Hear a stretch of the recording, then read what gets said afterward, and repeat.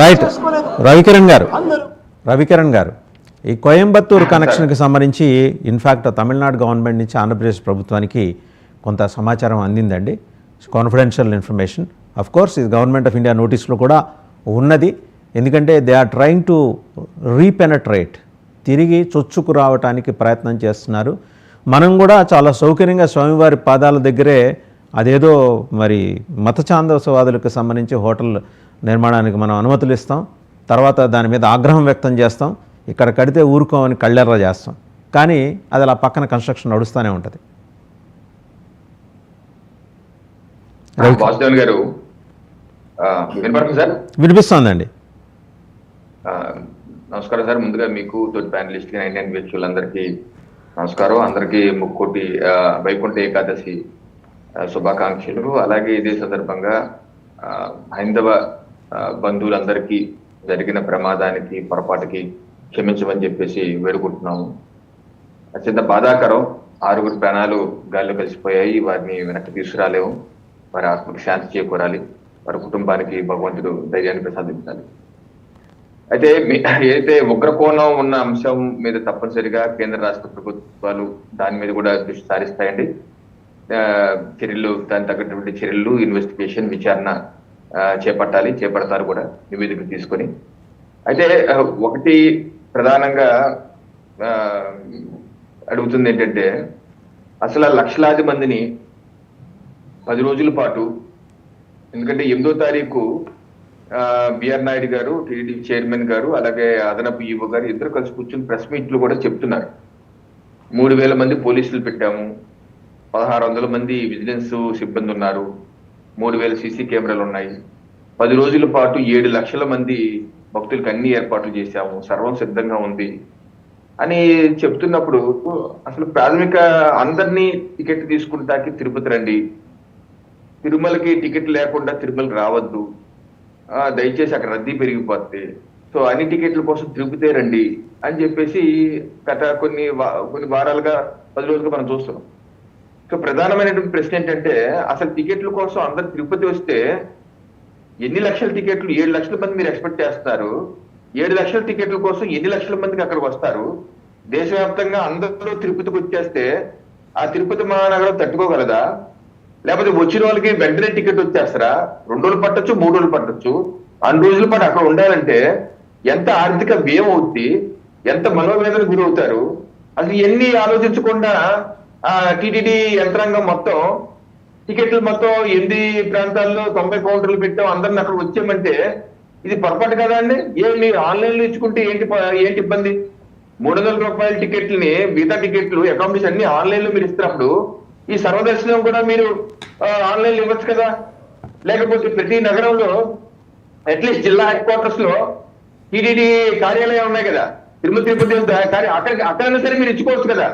కాకినాడ నేను ఉన్నాను సార్, ఇప్పుడు హైదరాబాద్ లో మీరు ఉన్నారు సార్ వాసుదేవ్ గారు, మీరు వెళ్దాం అనుకుంటారు, మీరు ఏం చేయాలి? మీ కుటుంబ సభ్యులతో అందరూ కలిసి కార్ వేసుకొని తిరుపతి వెళ్తారు. మరి టికెట్ల కోసం ఎన్ని రోజులు ప్రయత్నం చేస్తారు మీరు? మీ టైం వేస్తా, మీ డబ్బులు వేస్తా, అన్ని వేస్తే కదా. టికెట్ వస్తున్నాడో తెలియదు, ఆందోళన, ఆవేదన, ఇబ్బందులు. ఎందుకు ఇంత అనాలోచితమైనటువంటి నిర్ణయం తీసుకున్నారు నాకు అర్థం కాదు. అది సాంకేతిక పెరిగిపోయింది. చిన్న చిన్న కొట్టోళ్ళు, బడ్డీ కొట్టోళ్ళు, కూరగాయలు తోపుడు పళ్ళు అందరు డిజిటల్ పేమెంట్లు చేస్తారు. అందరి దగ్గర మొబైల్ ఉన్నాయి. మొబైల్లో టికెట్లు బుక్ చేసుకొని నా యొక్క టైం స్లాట్ నాకు ముందే ఫిక్స్ అయిపోతే నేను జాగ్రత్తగా నా ప్లానింగ్ చేసుకొని వస్తాను అక్కడికి. అక్కడికి వచ్చి టికెట్ కోసం నేను క్యూ లైన్ గురించి నాకు అర్థం కాదు. ఆ క్యూ లైన్ లో అంతమంది మేనేజ్ చేయగలరు ఎవరన్నా? ప్రమాదం జరగవండి? అంత మాత్రం ఆలోచించే చేయరా వీళ్ళు కూర్చొని? ఇందాక మీరు అన్నట్టు ఈవోలు కానీ వీళ్ళందరూ కానీ పాలక మండలి సార్, మనం కూడా గతంలో 2-3 నెలల క్రితం చర్చించాం. అసలు పాలక మండలి ఏంటిది? సేవా మండలిగా మార్చాలి కదా. అసలు భగవంతుడి మీద పెత్తనం ఏంటి? మనం భగవంతుడి సేవకులు, ఎవరైనా సరే మీరు దానిలో అపాయింట్ చేయండి. కానీ అపాయింట్ చేసే వ్యక్తులు మాత్రం అత్యధిక సమయం స్వామివారి సేవ అంటే ఆ భగవంతుడి దర్శనం కోసం వస్తున్నటువంటి హైందవ భక్తుల సేవలో నిమిత్తమై ఉండాలి. అటువంటి వ్యక్తులనే మీరు పాలక మండలిలో పెట్టండి అని చెప్పి మనం కూడా అడుగుతున్నాం, భక్తులందరూ కూడా అడుగుతున్నారు. ఈరోజు 25 మంది ఉన్నారు సార్ పాలక మండలి, సేవా మండలి 25 మంది. ఎంతమంది క్షేత్రస్థాయిలో అక్కడ ఉండి ఆ 8 ప్రాంతాల్లో 90 కౌంటర్ల దగ్గర నుంచొని వారి యొక్క పరిస్థితి ఏంటి, భక్తులు సరిగ్గా అందుతుందా లేదా అని ఎందుకు పరిశీలించిన వాళ్ళు ఎంతమంది ఉన్నారో చెప్పాలండి. ఈ రోజు అక్కడ 9వ తారీఖు తెల్లవారుజామున 5 గంటలకి టికెట్ ఇస్తారా అని అన్నారండి. తెల్లవారుజామున 5 గంటలు ఇస్తారు. ఒకసారి ఊహించండి ఎంత చలి ఉంది అంటే. రాత్రి అంతా క్యూలో భక్తులు, హైందవ భక్తులు, గోవింద భక్తులు రాత్రి అంతా క్యూలో పడుకోవాలా, చలిలో పడుకోవాలా? ఆ చలికే కొంతమంది చనిపోయే ప్రమాదం ఉంటుంది. అసలు 5 గంటల టికెట్ నాకు అర్థం కాదు. 5 గంటల టికెట్ ఏంటి సార్ నాకు అర్థం కాదు. రాత్రి అంతా చలిలో ఉంచోవాలా? ఇంత అమానవీయంగా ఏ మాత్రం హ్యూమన్ వాల్యూస్ లేకుండా ఆలోచించే వ్యక్తులు అక్కడ తయారయ్యారు. ఇది కరెక్ట్ అండి? దానికి ఏమైంది? 8వ తారీఖు పొద్దున్న క్యూ లైన్లో నుంచున్నారు 10 గంటల నుంచే. మరి 10 గంటల నుంచి ఉంటే ఆఖరికి చైర్మన్ గారు 8వ తారీఖు ప్రెస్ మీట్ పెట్టినప్పుడు కూడా లింక్ ఉంటుంది యూట్యూబ్ లో, ఎవరైనా చూడండి. ఆయన అంటున్నారు, నేను వచ్చేటప్పుడు చూశాను 10 గంటలకే క్యూ ఉండిపోయింది, నాకు వీడియోస్ కూడా వస్తున్నాయి, మరి అధికారులు ఏం చేస్తారో ఏంటో తొందరగా చేయాలి అన్నారు.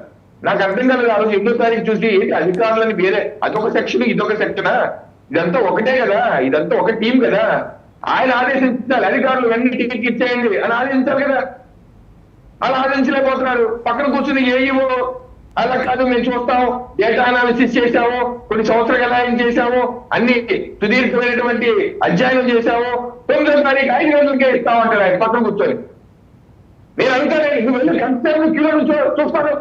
రాత్రి 12 గంటల నుంచి 1 గంట వరకు నువ్వు క్యూలో నుంచో చూపించు. నీకు పులుచుకోకపోతే నా పేరు మార్చుకుంటారు. మీరు మాత్రం గదిలో కూర్చుంటారా? రవికిరణ్ గారు ఒకసారి సీఎం గారు ఏం మాట్లాడారు ఒకసారి చూద్దామండి. ఒకసారి సీఎం గారు ఏం మాట్లాడారో చూద్దాం. చంద్రబాబు నాయుడు గారు ఇదే అంశం మీద. రెండోది వైకుంఠ ఏకాదశి, ద్వాదశి 2 రోజులు పవిత్రమైన